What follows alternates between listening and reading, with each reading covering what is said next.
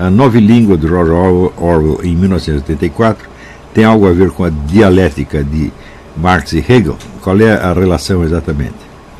A pergunta, assim, pode parecer elementar, mas ela dá margem a abordar problemas muitíssimo interessantes. Se houver tempo, na segunda parte, eu desejaria também abordar alguma coisa com relação ao conceito do rito no Reneguenon, que também foi objeto de pergunta durante a semana. Há perguntas que me enviam pelo Facebook, mas seria absurdo eu tentar responder por escrito, seria muito, muito longo. Mas na aula sempre podemos tratar desses assuntos. Então, com relação à primeira pergunta, nós não podemos esquecer que o conceito da dialética aparece, vamos dizer, informalmente em Platão e formalmente em Aristóteles, como uma técnica de confrontação de ideias ou hipóteses, em contraste com o que Aristóteles chamava analítica ou lógica, que é, vamos dizer, um discurso coerente do começo ao fim, baseado em premissas conhecidas, exatamente como em geometria. Você dá lá, pega lá as definições, os escolhos, etc, né, os axiomas, e vai de duas premissas você tira uma conclusão que serve de premissa para o segundo raciocínio e assim por diante, né, de maneira aparentemente ilimitada. Em confrontação com isso, a dialética é uma comparação de teses antagônicas ou pelo menos diferentes. Não precisa ser necessariamente duas, pode ser várias. Acontece que o número de assuntos ou de temas nos quais nós podemos nos ater ao raciocínio puramente lógico é extremamente limitado, porque ele depende de que você conheça as premissas fundamentais. E o problema básico de toda e qualquer investigação não é você tirar conclusões, é justamente encontrar as premissas. Então, é claro que existem premissas gerais que valem para todo e qualquer raciocínio lógico ou dialético, como, por exemplo, o princípio de identidade. E há certos princípios gerais do método científico, etc. Mas as premissas que servem para determinado campo da realidade, digamos, por exemplo, a geologia ou a biologia, não são conhecidos a priori, eles têm que ser investigados. Fica ruim assim se eu apagar? Não? Então, encontrar essas premissas é o problema. E, evidentemente, não há outra maneira de fazer isso senão você confrontar hipóteses. Essas hipóteses, por sua vez, podem ser confrontadas com dados ou fatos da realidade que assim se integram no raciocínio dialético. Então, Platão não define a dialética, ele apenas a utiliza magistralmente nos diálogos de Sócrates. Os diálogos são sempre uma confrontação entre várias opiniões ou hipóteses para se chegar a uma conclusão que às vezes não é alcançável. Às vezes o Sócrates não chega a enunciar conclusão nenhuma, ele apenas, no final, ele conta um mito que sugere a direção na qual a solução poderia ser buscada. O que quer dizer que uma discussão dialética ela pode prosseguir quase que indefinidamente, e na verdade a história inteira da filosofia é uma longa discussão dialética, onde as afirmações não são tomadas em si mesmas como premissas para encontrar uma conclusão certa, mas apenas uma conclusão provável que pode ser confrontada ou em razão de algum erro lógico cometido no trânsito da premissa à conclusão, ou em razão de uma negação da premissa. A premissa que o sujeito usou, você não aceita, você sugere uma outra e assim por diante. Muito bem. Quando, a partir de Nicolau de Cusa, a coisa começa a tomar um teor um pouco diferente. Ele amplia o alcance do pensamento dialético, fazendo uma utilização sistemática, vamos dizer, do paradoxo. Eu não vou me estender sobre isso, porque escrevi um capítulo inteiro sobre isso no Jardim das Aflições. Vocês podem consultar lá o que seria a dialética do Nicolau de Cusa. Mas, com o Hegel, que já é fim do século XVIII, começo do século XIX, a dialética se torna, vamos dizer, um princípio geral explicativo de todo o processo histórico. Ele afirma que a sucessão, vamos dizer, das ideias e das cosmovisões se desenrola por uma espécie de confrontação dialética, na qual uma ideia qualquer, considerada apenas como abstração, ela se converte na sua oposta tão logo ela sai do papel para entrar na realidade do processo histórico. E isto de fato acontece pela simples razão de que a mente humana funciona por oposições. Se nós conhecêssemos todas as premissas, para isso precisaríamos ser Deus, tá certo? O nosso raciocínio poderia ser sempre lógico linear. Você vai da premissa para a conclusão, sem erro no caminho, mas nós não conhecemos, então não há outra maneira humana de raciocinar senão pela confrontação dos opostos, isto é, pela dialética. Isso é a mesma coisa que dizer que aquilo que hoje nós entendemos por método científico, tal como descrito por uma tradição não muito longa, que vai de Claude Bernard até o Karl Popper, não passa de confrontação de opostos, isso é, não passa da antiga dialética. Nesse sentido, vamos dizer, o método científico não inovou absolutamente nada em relação a Aristóteles. Nem mesmo vamos dizer, a ideia de utilizar fatos, dados da realidade, dados da experiência como premissas, que o Aristóteles já admitia isso. A única novidade do método científico é o experimento premeditado, isto sim, que não começa com Claude Bernard, começa aqui no tempo de Galileu, quer dizer, você montar uma situação para ver como as coisas se desenvolvem, você poder aí tirar uma conclusão que vale para os limites daquela experiência, mas que pode ser usada como premissa para outro raciocínio. Então, o experimento premeditado, quer dizer, montado, artificial, ele começa gradativamente a predominar sobre a mera observação dos fatos da natureza, que era o que já se fazia desde o tempo de Aristóteles. Essa é a única novidade, mas na sua estrutura lógica, o método científico é exatamente a dialética de Aristóteles, sem tirar nem pôr, né, certo? E a visão do Hegel de que o processo temporal é de ordem dialética, eu não vejo como contestá-lo de maneira alguma. Nós podemos vamos dizer, colocar em dúvida a universalidade dessa máxima, quer dizer, nem tudo é assim, porque, afinal de contas, o processo temporal humano não é o todo da realidade, ele se dá dentro de um quadro natural que nada tem de dialético absolutamente. Quer dizer que, embora os métodos de investigação que nós usamos para a natureza sejam o método científico, ou seja, a antiga dialética aristotélica modernizada, o processo da natureza em si não é dialético. Quer dizer, o livro mais malfadado dos autores marxistas foi justamente a Dialética da Natureza, do Engels, que ele tentava, né, fazer raciocínio do seguinte tipo: a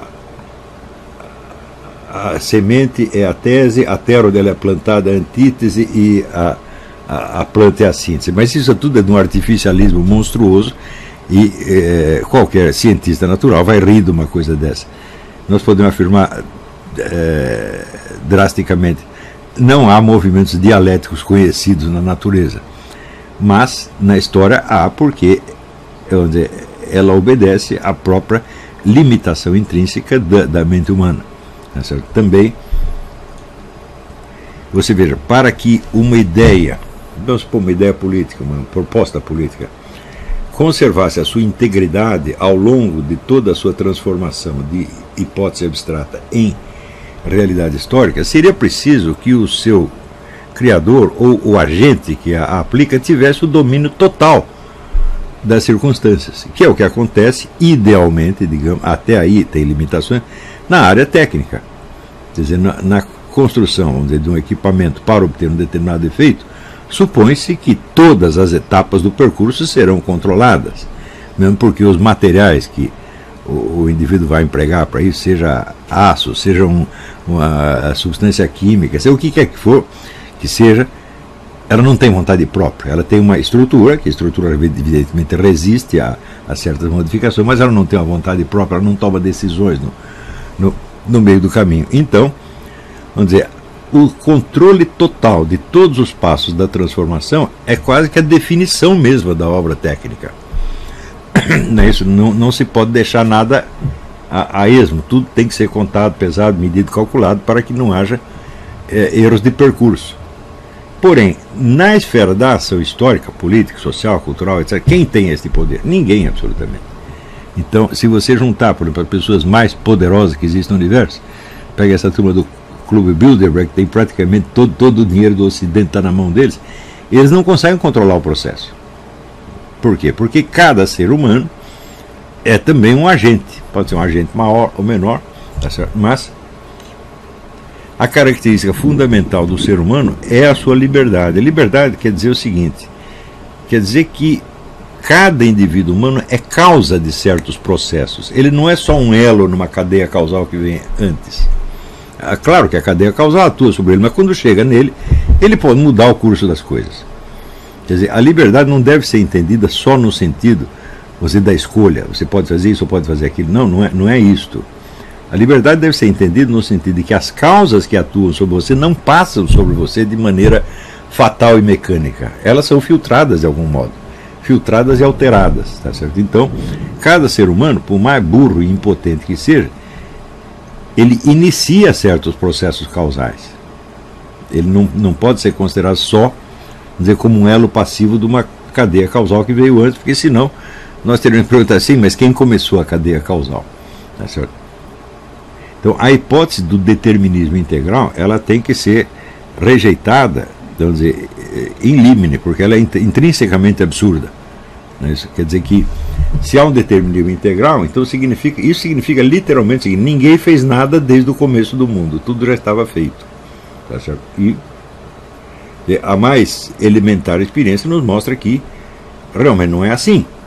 Você pode ver, vamos dizer, pela atuação dos seus desejos instintivos. Tá certo? Eles existem, pressionam você, também as suas emoções, os seus temores, etc, etc. Mas algum deles produz por si mesmo uma conduta? Não. A própria confrontação de várias correntes, por exemplo, correntes hereditárias, se você estudar o Zong, você tem várias tendências hereditárias que estão em você, que vêm dos seus antepassados, mas elas não são coerentes entre si. Você tem, vamos dizer, impulsos opostos que estão em luta dentro de você. E, vamos dizer, algum desenlace a coisa vai ter mais dia, menos dia, e nesse desenlace interfere justamente o que? O ego, que é o centro decisório. O poder do ego é muito limitado, tá certo? Mas, evidentemente, ele existe. Se ele não existisse, todas as causas teriam que produzir o seu resultado mecanicamente, o que não é possível, porque estas causas entre si também são contraditórias. Ou seja, nós temos impulsos contraditórios. Por exemplo, é o que aquele negócio fala São Tomás de Aquino: quando você vê um perigo, tá certo? Você reage ou você foge? Então ele diz o seguinte: se você achar que o perigo, o inimigo, é mais forte, você foge. Se você achar que ele é mais fraco, você ataca. Sim, mas da onde vem este juízo do mais forte e do mais fraco? Como é que você sabe se o outro é mais forte e mais fraco? Não é isso? Então vai haver aí um julgamento subjetivo absolutamente irredutível. O sujeito achou que o inimigo era perigoso e fugiu, ou ele achou que o inimigo era fraco e ele atacou. Tá certo? Então, o máximo que nós podemos fazer, podemos reduzir esta situação, como faz Santo Tomás de Aquino, a um esquema lógico. Mas esse esquema lógico é puramente formal. Você foge do mais forte e você ataca o mais fraco. Tá certo? Mas quem é o mais forte e quem é o mais fraco? E segundo, como é que você sabe? Tá certo? Você pode, por exemplo, se você estudar a história de Napoleão Bonaparte, 1000 vezes ele entrou em combate com forças enormemente maiores e ganhou, porque ele confiava, vamos dizer, na audácia, né? Audácia, sempre audácia. E, bom, a audácia pelo menos assusta o inimigo e o desorienta, tá certo? Vocês vão ver, a minha própria vida é um exemplo, né? Quer dizer, quando eu comecei a publicar coisas como Nova Era Revolução Cultural, o imbecil coletivo, bom, o inimigo era onipotente, ele dominava tudo, todo o cenário. Passados uns anos ele está em recuo, ele não morreu ainda, mas está em recuo. Então, bom, foi um primor de cara de pau, tá certo? Mas o que nós conseguimos no mundo sem a cara de pau? Tá certo? Então, às vezes, você investindo contra o mais forte, você pode vencer. E tudo isso é um julgamento subjetivo, não é isso? Então, claro que na minha vida houve outras situações, muito menos atemorizantes, né? Dentro das quais eu fugi. Não é isso? Uma mocinha queria casar comigo, eu fugi dela. Qual é o risco do casamento? Nenhum. mas, como disse, eu me acobardei e saí correndo. Tá certo? Então, eu sou um sujeito capaz de enfrentar o establishment inteiro, mas sair correndo uma mocinha. Tudo isso pode acontecer. É totalmente subjetivo e imprevisível. Depende, vamos dizer, do indivíduo, da sua liberdade e da sua imprevisibilidade. Então, afastada essa hipótese do determinismo integral, e não adianta você recorrer a argumentos teológicos, porque eu digo, para você criar entes que obedecem às suas determinações mecanicamente até o fim, qualquer engenheiro faz. Agora, criar um ente capaz de tomar suas próprias decisões e falar, aí precisa um Deus. Então essa, vamos dizer, é a diferença entre Deus e o engenheiro. Tá certo? Então, também o pessoal confunde muito, vamos dizer, a onissapiência de Deus. Ora, nós na missa, nós rezamos para que Deus não olhe para os nossos pecados e para que Ele faça que os pecados sejam como se não tivesse existido, ou seja, que Ele os esqueça. Você acha que um Deus onissapiente não tem a capacidade de esquecer o que Ele quiser? Se Ele não tivesse essa capacidade, Ele seria esmagado sob vamos dizer, um conhecimento infinito que ele não ter, sobre o qual ele não teria mais controle. Tá certo? Como é que começa o Gênesis? Faça-se a luz, quer dizer, a luz não existia, então ela passa a existir. Tá certo? Tudo do mesmo modo que a luz passa a existir, o seu pecado passa a inexistir. E isso é um atributo divino. Então, quando o pessoal pensa que a onissapiência de Deus consiste, vamos dizer, de uma maçaroca de conhecimentos que ele não pode apagar, você o está reduzindo a uma espécie de imensa enciclopédia britânica, que é aquilo que está escrito lá não muda mais. Tá certo? Nesse sentido, Deus faz mais como uma enciclopédia soviética. Quando o negócio não agrada, ele apaga. Será que isso aqui era verdade, agora não é mais? Então, ele não se desmente, ele apaga aquilo que ele tem o poder de apagar. Tá certo? Então, muitas confusões em torno de onipotência e onissapiência vêm do fato de que milhões de pessoas leem a Bíblia sem saber ler. Não é um problema teológico, essas pessoas não sabem ler, são analfabetos funcionais. Então entendem as frases da Bíblia de uma maneira horrivelmente material e boba, quer dizer, reduzindo a inteligência divina ao QI do próprio leitor.